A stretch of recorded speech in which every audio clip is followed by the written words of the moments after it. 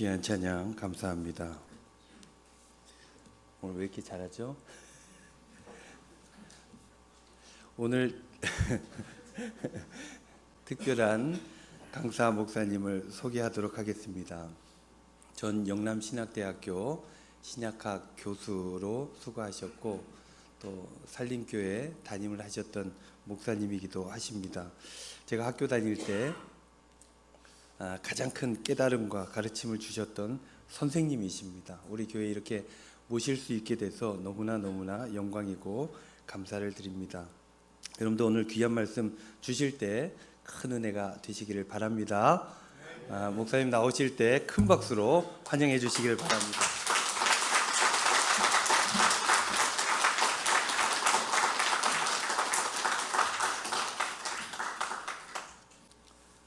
반갑습니다. 사순절을 맞이해서 오늘 제가 말씀드리려고 하는 것은 베드로의 삶을 쫓아가면서 베드로의 신앙 과정이 어떻게 발전되고 어떻게 넘어지고 또 어떻게 회복되고 어떻게 완성되었는지를 그렇게 한번 살펴보려고 합니다. 우리가 신약 성서에서 특히 초대교회에서 가장 중요한 인물은 바울과 베드로라고 볼 수 있습니다. 근데 바울은 한번 다메섹에서 깨닫고 위대한 사도가 되었습니다. 뭐 그렇게 또 위대한 신앙을 갖게 되는 방법도 있습니다. 그러나 오늘 살펴보려고 하는 베드로는 그렇게 바울처럼 한 번에 확 뒤집어져 갖고 그렇게 해서 사도가 되지 않았습니다.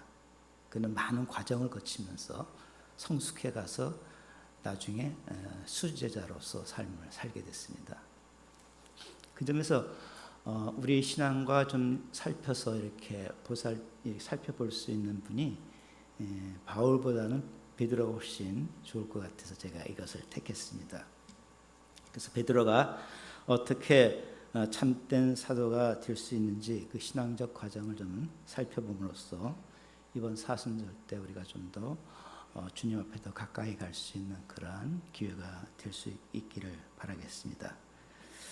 제가 베드로의 삶을 살필 때 그 중심은 되게 마가복음을 중심했습니다. 마가복음으로 중심해서 하고 그다음 마지막에만 요한복음을 인용할 겁니다. 저는 네 가지 과정으로서 네 가정의 과정을 거쳐서 사도 베드로는 위대한 사도가 될 수 있었다고 생각되어집니다. 첫 번째 제가 주제는 제가 그래서 뒤에 그 제목을 붙였습니다. 신앙은 무엇으로 시작하는가? 도대체 신앙의 첫걸음은 무엇일까요? 우리가 여러 가지로 생각할 수 있지 않습니까? 신앙이라고 얘기할 수 있는데, 근데 신앙이라는 건 사실 굉장히 추상적이지 않습니까?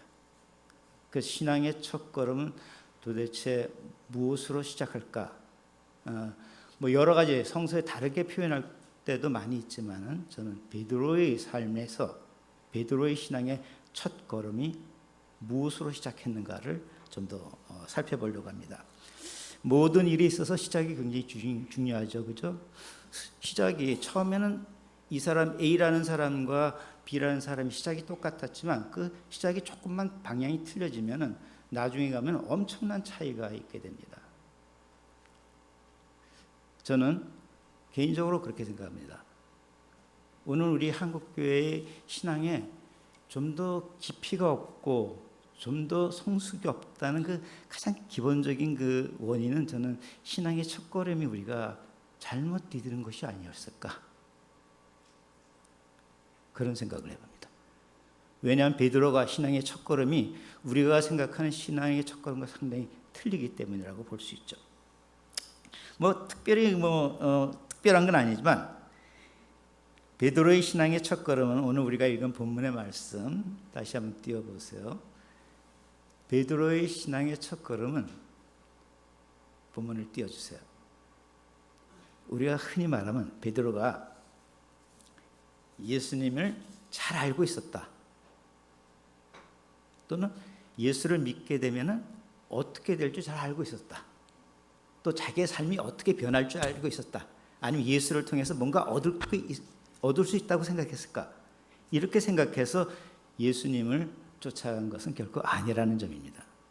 오늘 보니까 베드로의 신앙의 첫걸음은 예수가 누구인지 확실하게 믿어서 쫓아간 것도 아닙니다. 예수를 믿고 나면 뭐 구원이 있다는 것을 깨닫고 쫓아간 것도 아니에요. 예수를 믿게 되면 축복을 받고 남들보다 훨씬 더 좋은 삶을 살 수 있다고 해서 예수를 쫓아간 것도 아닙니다. 오늘 본문의 말씀을 보니까 갈릴리 해변으로 지나가시다가 시몬과 그 형제 안드레가 바다에 금을 던지는 것을 보시고 그들은 어부라. 예수께서 이르시되 나를 따라오라. 내가 너로 사람을 낚는 어부가 되게 하리라 하시니 그 다음 18절 같이 한번 읽어보죠. 이 말이 초점입니다. 예수께서 나를 따르라고 했을 때 베드로는 예수가 누구인지 다 알고 따른 것도 아닙니다. 예수를 믿고 위대한 사람이 될 것인가 그런 기대도 하지 않았어요. 또 예수를 통해서 뭔가 얻으려고 하던 것도 아니었습니다. 베드로가 신앙의 첫걸음은 예수가 따라오라고 말씀하셨을 때 제가 오늘 거기 있는 대로 뭐였습니까? 그 말씀의 복종으로부터 신앙을 시작했다는 점입니다. 베드로의 삶에 있어서 가장 중요한 건 신앙의 첫걸음은 복종에서 시작했다는 것입니다. 근데 이 복종도 제가 한 말은 아닙니다. 보통 복종이 아니라 보네프 목사님 그걸 단순한 복종이라 이렇게 했어요. 여기 본문에 보니까 뭐라고 했습니까? 예수께서 그 말씀하시니까 베드로가 어떻게 했다 그랬습니까? 곧 그랬어요. 이 곧이 굉장히 중요합니다. 곧 생각을 굴리지도 않고 뭐 따지지도 않고 그 말씀에 대해서 복종으로 반응을 했던 것입니다. 그걸 우리는 뭐라고 얘기하냐면 단순한 복종 또는 단순한 순종이라고 흔히 말하고 있습니다.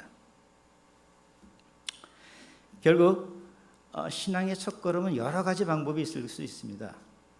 그런데 여기서 베드로의 삶을 통해서 신앙의 첫걸음이 복종으로부터 시작했다는 게 왜 중요하냐? 모든 신앙의 그 보이지 않는 그 근거는 복종에 있다고 말할 수 있습니다. 거꾸로 복종이 없는 신앙은 실제로 참된 신앙이 될 수 없다고 말할 수도 있어요. 그건 제 말이 아닙니다. 보네프 목사님이 그렇게 얘기했어요. 왜냐하면 하루아침에 독일의 모든 기독교가 하루아침에 히틀러의 노예가 됐어요. 모든 기독교인 99%가 다 기독교인입니다. 그런데 그들이 거의 100%다 히틀러의 노예가 되었고 히틀러를 쫓아다니는 사람이 됐다는 겁니다. 보네프 목사는 그걸 깊이 고민했어요. 왜 그럴까? 왜? 원인은 뭘까? 독일의 신앙이 세계적 신앙이고 세계를 다 제패한다는 신학을 모든 걸 갖고 있는 독일의 신앙은 실질적으로 가장 기본이 서 있지 않는 신앙으로 시작했다는 겁니다. 그게 뭡니까? 복종이라고 봤습니다. 복종이 없는 신앙은 하루아침에 무너질 수 있다고 봤는데 보네프 목사는 그것을 더 극단적으로 얘기했어요. 이렇게 얘기했습니다. 그의 책에서 복종이 없는 믿음은 그리스도가 없는 기독교다. 그 다르게 얘기하면 기독교 신앙이 아니라는 겁니다. 복종이 기초에서 시작하지 않는 기독교는 값싼 은총에 따르고 하루아침에 무너질 수 있다는 겁니다. 하루아침에. 우리의 모든 신앙이 하루아침에 무너질 수 있는 그 원인은 어디 있냐? 신앙이 복종에서부터 시작하지 않았다는 겁니다. 뒤에 좀 더 얘기하겠습니다. 어쨌든 저도 그렇게 믿고 있습니다. 신앙은 무엇으로부터 시작할까요? 그것은 복종이라고 해요. 그것도 단순한 복종. 어린 아이와 같은 복종.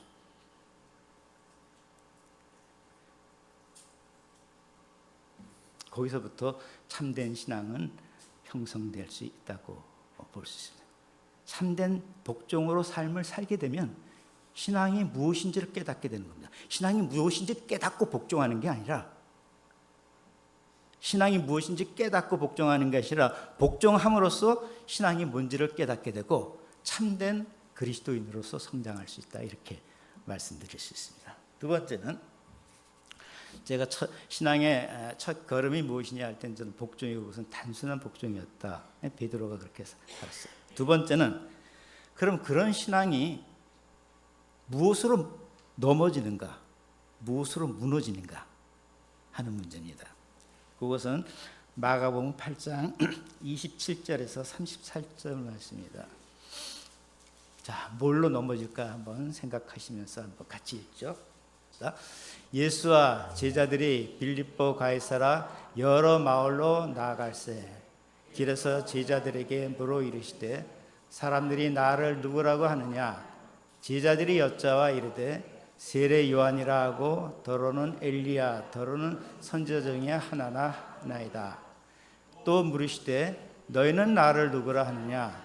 베드로가 대답하여 이르되 주는 그리스도시니이다 하매 이에 자기의 일을 아무에게도 말하지 말라 경고하시고 인자가 많은 고난을 받고 장로들과 대제사장들과 서기관들에게 버림받아 죽임을 당하고 사흘 만에 살아나야 할 것을 비로소 그렇게 가르치시되 들어라 놓고 이 말씀하시니 베드로가 예수를 붙잡고 항변하매 예수께서 돌이켜서 제자들을 보시며 베드로를 꾸짖어 이르시되 사탄아 내게로 물러가라. 내가 하나님의 일을 생각하지 아니하고 도리어 사람의 일을 생각하느니라.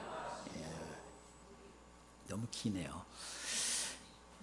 베드로가 복종으로 신앙생활을 시작했지만은 신앙의 과정이 지나면서 예수님을 더 알게 되고 또 예수님으로부터 사랑받고 또 제자들로부터 자기가 이제 수제자라는 또 위치도 공고히 되고 뭐 이러다 보니까 또 신앙의 경험도 쌓이고 아는 것도 많아지고 이렇게 되다 보니까 서서히 복종으로 시작한 참된 신앙이 잘못된 신앙으로 발전하게 되게 되었습니다.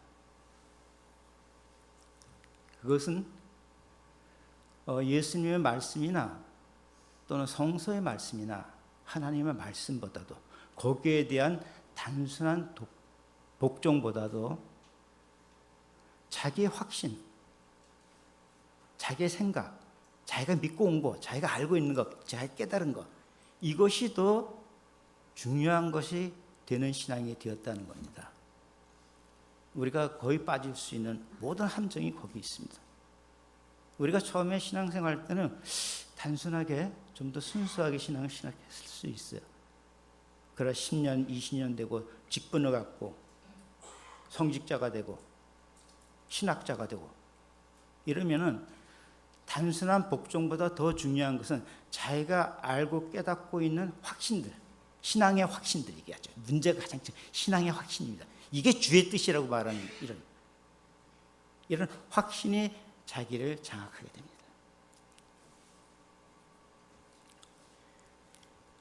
베드로가 그 확신 때문에 무너지게 되고 있는 것이 오늘 본문의 사건입니다. 예수님께서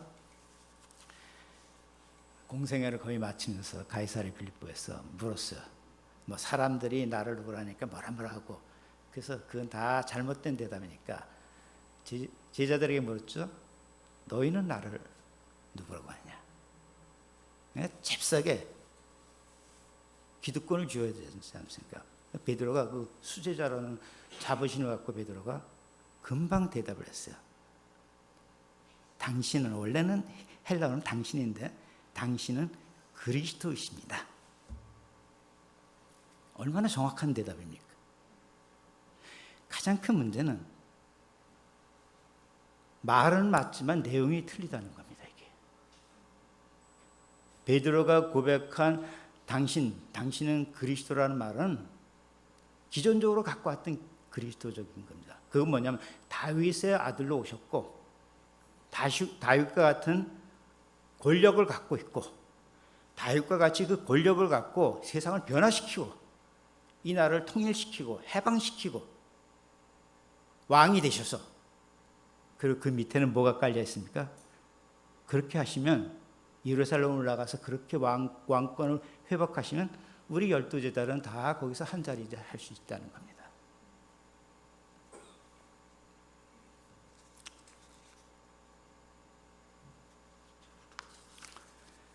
그 말씀을 들은 예수님께서, 그러니까 베드로는 당신은 그리스도라는 말은 그런 뜻이에요. 당신은 왕이십니다. 권력자이십니다. 그 권력 갖고 세상을 부수고 우리를 독립시키시며 새로운 나라를 건설하실 분입니다. 이렇게 고백했습니다.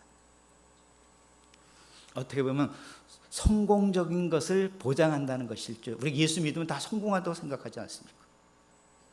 잘 돼야 되지 않습니까? 예수 믿고 잘못된다고 생각하면 누가 믿겠습니까? 그럼 거기에는 깊은 함정이 있다는 겁니다. 베드로는 자기는 확실히 예수님을 따라와서 보니까 예수님은 그리스도임에 틀림없다고 봤어요. 그렇게 고백했을 때 중요한 것은 예수님이 베드로의 고백을 듣고 마태복음처럼 칭찬하지 않았습니다. 마가복음 보니까 예수님은 베드로가 그리스도라고 얘기했을 때 예수님 뭐라고? 나는 그리스도라는 얘기를 안 했습니다. 뭐라고 얘기했습니까? 인자라 얘기했습니다. 인자. 사람의 아들이다. 그리고 너가 생각하는 것처럼 예루살렘에 올라가서 왕권을 갖고 세상을 통일시켜서 해방시켜서 그거 아니고 나는 올라가서 고난받고 모욕당하고 그 다음 어떻게 하면 십자가에 죽을 것이다. 그런 다음에 내가 부활할 것이다.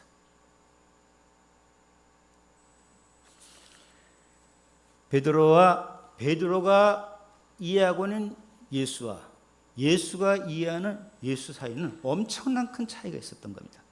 베드로가 이해한 예수님은 그리스도고 예수님이 이해한 자기 자신은 인자였던 것입니다. 베드로는 그 예수님의 말씀을 듣고 그 예수님의 말씀에 받아들여 거기에 복종했겠습니까? 천만에요. 베드로는 그 말씀을 듣고 깜짝 놀랐어요. 아니 나는 그리스도를 쫓아서 왔는데 이 그리스도라는 그분이 나는 인자라고 얘기하고 죽으러 가겠다는 겁니다. 그러니까 베드로가 가만히 있지 않았습니다. 본문에 보면은 예수님께 가나여 뭐 이렇게 말하죠. 가나여라고 했습니까? 어떻게 했습니까? 잠깐만요.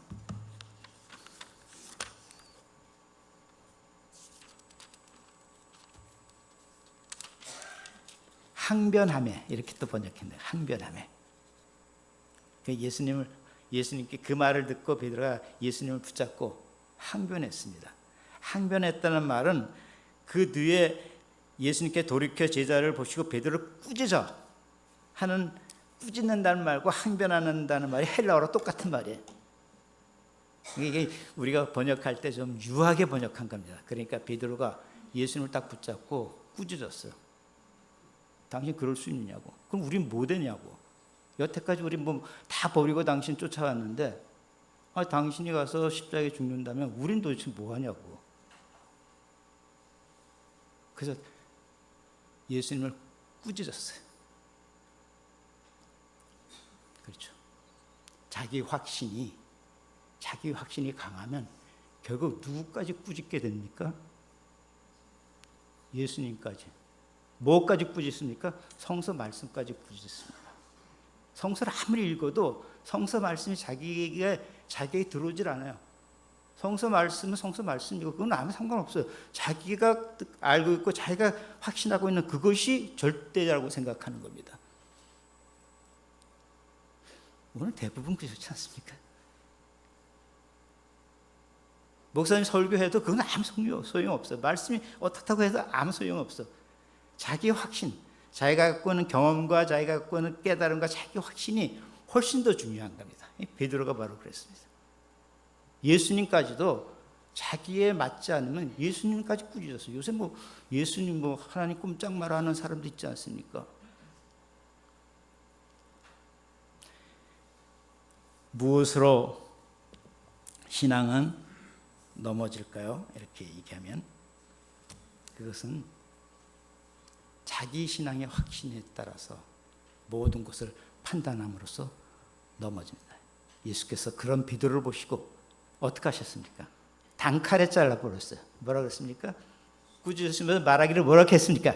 사탄이라고 끊었어요. 당연히 그래야 된다고 저는 생각합니다. 그건 당연히 사탄적이에요. 가장 신앙적이라는 게 가장 사탄적으로 나타날 수 있다는 겁니다. 무엇으로 넘어집니까?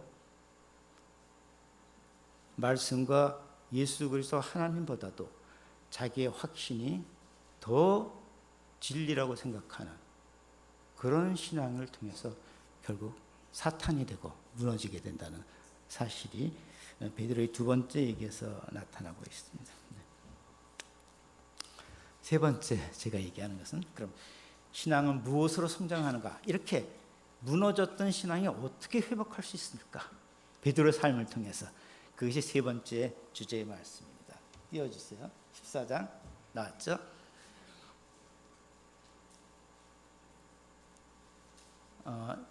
조금 더 올려주세요. 하나 더 다음 절로 올려주세요. 다시 올려주세요. 너무 깁니다. 다시 올려주세요. 72절 같이 읽죠. 닭이 곧 두 번째 울더라. 이에 베드로가 예수께서 자기에게 하신 말씀 곧 닭이 두 번 울기 전에 내가 세 번 나를 부인하리라 하심이 기억되어 이 말을 생각하고 울었더라. 여기서 제일 중요한 말 뭡니까? 기억하는 겁니다. 이 기억이 얼마나 중요하냐면 요한복음 보혜사 성령의 역할이 주의 말씀을 생각나게 하는 것이 보혜사의 역사에 가장 중요하다고 얘기하고 있습니다. 결국 말씀을 기억하는 게 성령의 가장 큰 역사라고 볼 수 있습니다. 베드로가 자기 확신으로 예수님을 항변하고 책망하고 그리고 자기는 절대로 부인하지 않겠다고 했는데 세 번이나 부인하고 그럴 때 닭이 울었습니다. 예수님을 배반한 사람이 대표적으로 예수님을 배반한 사람이 신약성서에 딱 두 사람입니다. 누굽니까? 한 사람이 베드로고 저주하면서도 또 예수님 모른다고 부인하지 않았어요. 또 한 사람이 누구겠습니까? 바로 가룟 유다죠. 그죠? 가룟 유다도 괜히 배신한 게 아니에요. 예수님께서 예루살렘에 올라간다고 하니까 그건 말도 안 되는 거 아닙니까? 그러니까 예수님이 어떻게 좀 더 혁명을 일으킬 수 있도록 이건 뭐 그냥 하나의 해석입니다. 혁명을 일으킬 수 있도록 코너에 몰면 예수님께서 짠 하고 이제 뭐 나와서 사람들을 모집해서 혁명을 일으킬 것 같아서 은삼진양에 팔아버린 겁니다. 어쨌든 이 두 사람이 하나의 가장 예수님을 배반자로 나타나는 아주 대표적인 현상입니다. 근데 이 두 사람 중에 차이가 있습니다. 결정적인 차이가 있습니다. 먼저 가룟 유다를 보면은 가룟 유다는 예수님을 배반하고 나서 어떤 경로를 걷게 되냐면 자기 스스로 자기가 책임지려고 하는 겁니다. 예수님 배반하고 예수님을 팔았는데 설마 예수님이 죽을 줄은 몰랐어요. 근데 진짜 예수님께서 십자가 처형을 당하니까 거기에 가책이 돼갖고 내가 정말 이게 나쁜 짓을 했다. 그러고 나서 회개한 것이 아니라 자기 스스로 자기가 책임지고 어떻게 했습니까? 목매달아 죽어버렸습니다.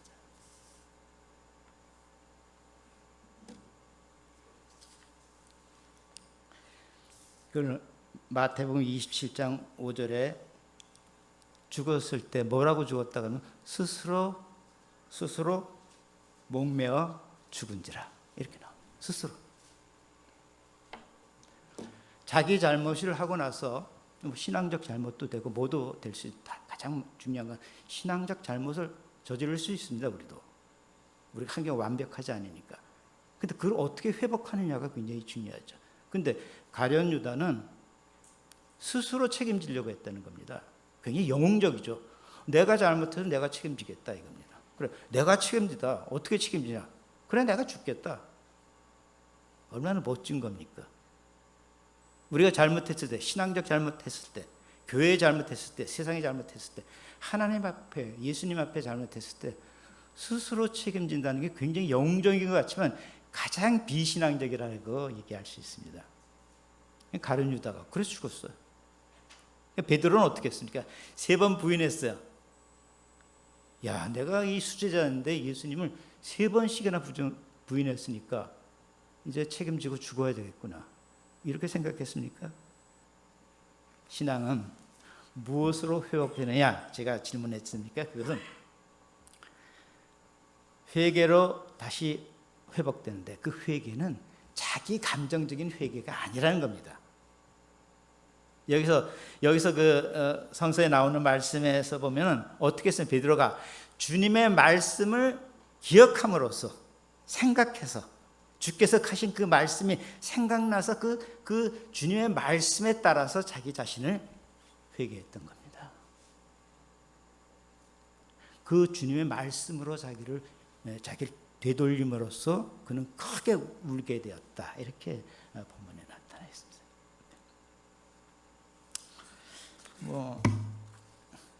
저도 어줍지 신학교를 간 것도 제가 대학교 4학년 때 버스간에서 그때 그때 그 나라는 지금보다 훨씬 더 심했습니다. 그때는 말도 못했죠. 그 상황 속에서 정말 어떻게 하는 것이 참으로 내가 사는 것일까? 대학교 4학년 때 고민할 때 언젠가 저녁 예배 때 목사님이 하셨던 말씀이 머리에 호련히 기억나겠습니다. 그게 이제 제가 마지막에 할 내가 나를 사랑하느냐 이 말씀이었어요. 호련히 그 말씀이 기억나더라고요.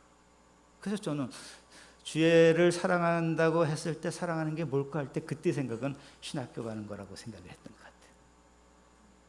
문제는 그래서 말씀을 항상 묵상하고 읽고 또 말씀을 듣고 하는 것이 굉장히 중요하다고 생각합니다. 언젠가 그 말씀이 성령의 역사할 때 우리가 결정적인 순간에 우리에게 어떻게 한다고요? 기억나게 한다는 겁니다. 기억나게 할 때 그 힘은 엄청나게 자기 자신을 장악하고 우리를 변화시킨다고 볼 수 있습니다. 베드로는 그랬을 것 같아요. 베드로가 자기가 잘못한 건 잘못했을 때 몰랐어요. 아무 몰랐는데 3번이나 부인하고 나서 닭이 우니까 옛날에 주님께서 하신 말씀이 호련히 기억났던 겁니다. 그리고 자기가 어떤 짓을 했는지, 자기가 무엇이 잘못되는 것인지 깨닫고 그 다음에 회개함으로써 그는 위대한 사도의 길을 갖게 돼요. 가룟 유다와 전혀 다른 길을. 그래서 제가 얘기했던 거 지금 세 번째는 무엇으로 회복하는가? 그것은 말씀을 기억함으로써. 우리가 해야 될 것은 말씀을 항상 듣는 게 중요하고 기억하게 하시는 분은 성령께서 우리가 가장 필요할 때 역사하실 겁니다. 그때 우리는 새로운 존재로서 태어날 수 있다고 말씀드렸습니다. 좀 시간이 지나네. 하나만 더 하고 말하겠습니다. 그럼 신앙은 무엇으로 완성되는가? 요한복음 21장 15절에서 19절 말씀인데 한 절만 읽어도 됩니다. 15절만 같이 읽겠습니다. 그들이 조반 먹은 후에 예수께서 시몬 베드로에게 이르시되 요한의 아들 시몬아 내가 이 사람보다 나를 사랑하느냐 하시니 이르되 주님 그러하나이다. 내가 주님을 사랑하는 줄 주님께서 아시나이다. 이르시되 내 어린 양을 먹이라 하시고. 신앙의 과정에서 완성은 무엇일까요? 뭐 여기 있는 대로 완성은 사랑으로 완성된다는 겁니다. 베드로는 똑같은 상황을 두 번 겪게 됩니다. 처음에 갈릴리 바닷가에서 예수님 만나는 사건. 두 번째, 예수님 부활 후에 다시 갈릴리 바닷가에서 또 예수님을 만났어요. 왜 성서는 두 번 똑같은 장소에서 예수님의 공생애 때 만나고 부활한 주님을 만나서 만난 기록을 했을까요? 그건 큰 의미가 있다고 봅니다. 왜냐하면 첫 번째 만남과 마지막 만남은 상당히 차이가 있습니다. 뭐 차이는 몇 가지 있는데, 예수님께서 부활하셔서 베드로를 찾아오셨을 때 베드로야 이렇게 부르지 않았다는 것이 참 본문의 아주 특이한 점입니다. 왜냐하면 베드로라는 이름은 예수님이 주신, 시몬에게 주신, 예수님이 주신 거룩한 이름 아닙니까? 그러면 당연히 마지막에 베드로야 이렇게 불러야 될 텐데, 옛날 이름, 베드로가 되기 이전의 육체적 이름을 부르고 계십니다. 뭐라고 부릅니까? 요한의 아들 시몬아. 이렇게. 전 그 말이 굉장히 중요하다고 생각합니다. 이것은 참된 우리가 신앙의 삶을 걷기 위해서는 직분으로 서는 것이 아니다. 목사로 서는 것도 아니에요. 장로로 서는 것도 아닙니다. 집사로 서는 것도 아니에요. 그 이전에 인간의 정란한 나 개인의 그 모습, 그 있는 그대로를 주님 앞에 서야 되고, 그런 나를 주님께서 찾아오신다고 볼 수 있어요. 그때 비로소 참된 신앙을 이렇게 점검하면서 살아갈 수 있는 겁니다. 이게 직분이 굉장한 큰 함정이라는 것을 꼭 기억하셔야 됩니다. 오늘 마지막에 예수님께서 찾아왔을 때 베드로를 찾지 않고 요한의 아들 시몬을 찾아왔다는 것은 굉장히 중요합니다. 우리는 주님 앞에 직분으로 서는 게 아니고, 연륜으로 쓰는 것도 아니고, 업적으로 쓰는 것도 아니고, 공부로 쓰는 것도 아니고, 뭐 아무것도 아닙니다. 우리는 내부에 있는 존재 있는 벌거벗은 그 내 모습 있는 그대로로 주님 앞에 서고 주님이 평가하신다는 겁니다. 그 점에서 항상 우리는 우리 자신을 바라볼 수 있어야 됩니다.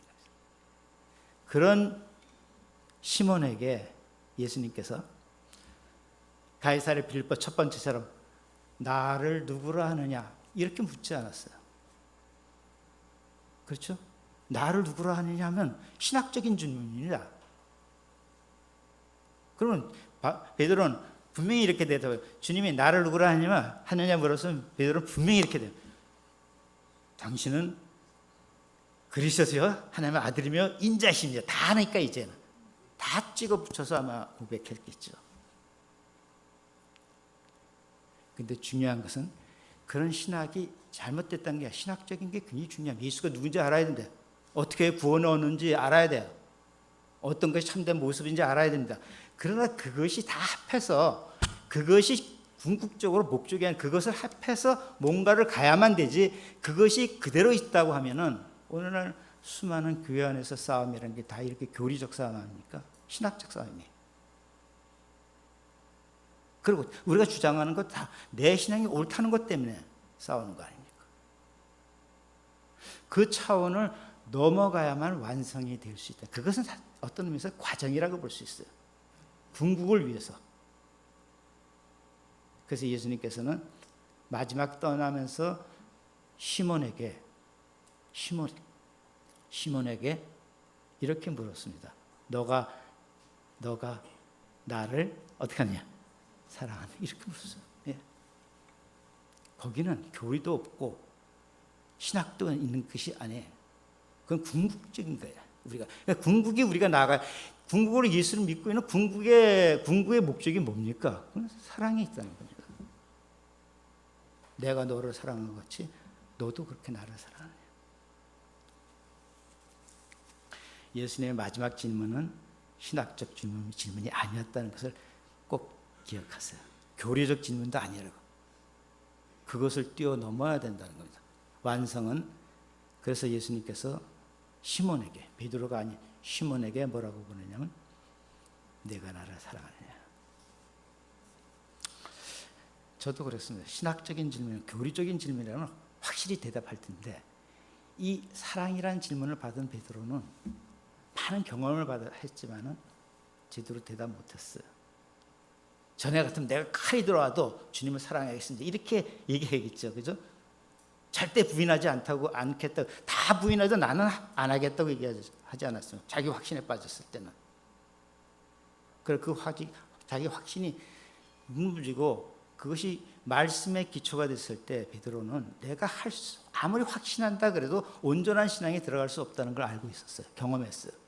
그때 예수님께서 내가 나를 사랑하느냐 질문했을 때 베드로가 대답할 수 있는 건 뭡니까? 내가 주님을 사랑하는지를 주께서 아시지 않습니까?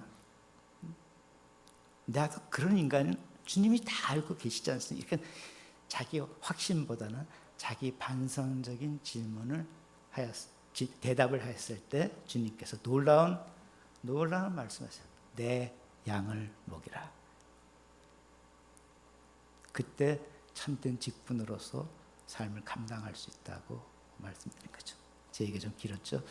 제가 4가지 질문을 드렸어요. 베드로의 삶을 통해서 신앙은 무엇으로 시작합니까? 신앙은 무엇으로 무너질 수 있습니까? 신앙은 무엇으로 다시 회복할 수 있습니까? 마지막에 신앙은 무엇으로 완성될 수 있을까요? 이번 사순절 기간에 베드로의 삶을 좀 더 묵상하면서 좋은 사순절 기간을 지내시기를 바랍니다. 기도하겠습니다. 주님,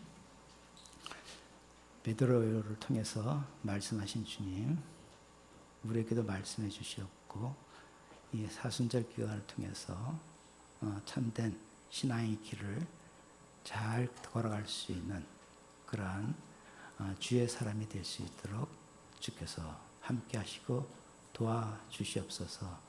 예수님 이름으로 기도합니다. 아멘.